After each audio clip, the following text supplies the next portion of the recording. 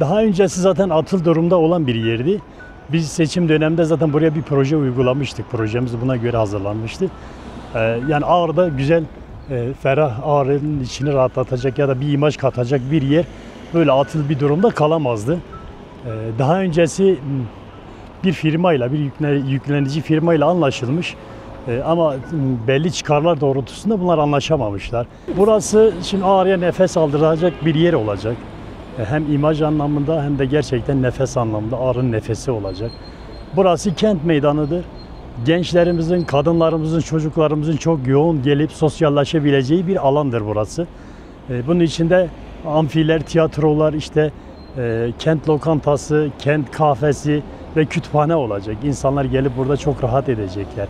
Yani dışarıda gelen bir insanın çok rahat gelip misafir edebileceği, oturabileceği, gezebileceği bir yer olacak. Ki biz Ağrı olarak imarda çok çarpık bir imarla karşı karşıyayız.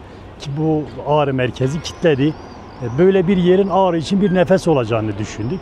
Ve ona göre bu projeyi uyguladık.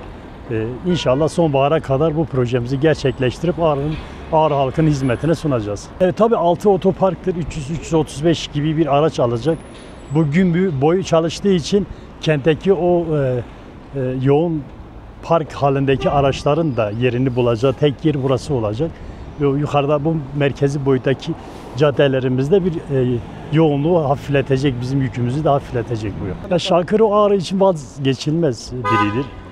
Dengbej biliyorsunuz Kürt tarihinde gerçekten yeri olan, tarihi olan bir ivmedir.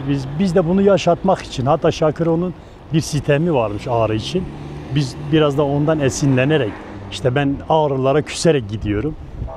Onun için biz gerçekten Şarkıro'ya bu müthiş hem meydanımıza hem Şarkıro'ya bu misyonu biçerek Ağrı halkı için Şarkıro Kent Meydanı diye bu ismi koyacağız. Dilerim meclisimizde de geçecek bu kararımız.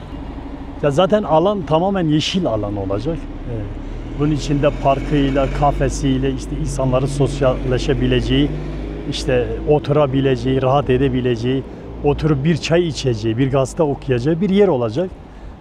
Ki Ağrı'da buna da ihtiyaç vardı. Biz de bu ihtiyaca yönelik bu projeyi geliştirdik.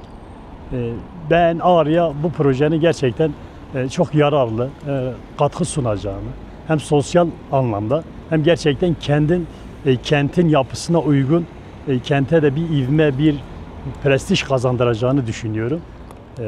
Burası 8.000 metre üzeri, yani 8 dönümlük bir yerimiz. Maliyeti bize 40 milyona mal olacak. Bundan sonrası belki işte hani ufak tefek şeyler çıkar, masraf edeceğimiz şeyler olur. Onun istisnalar harici.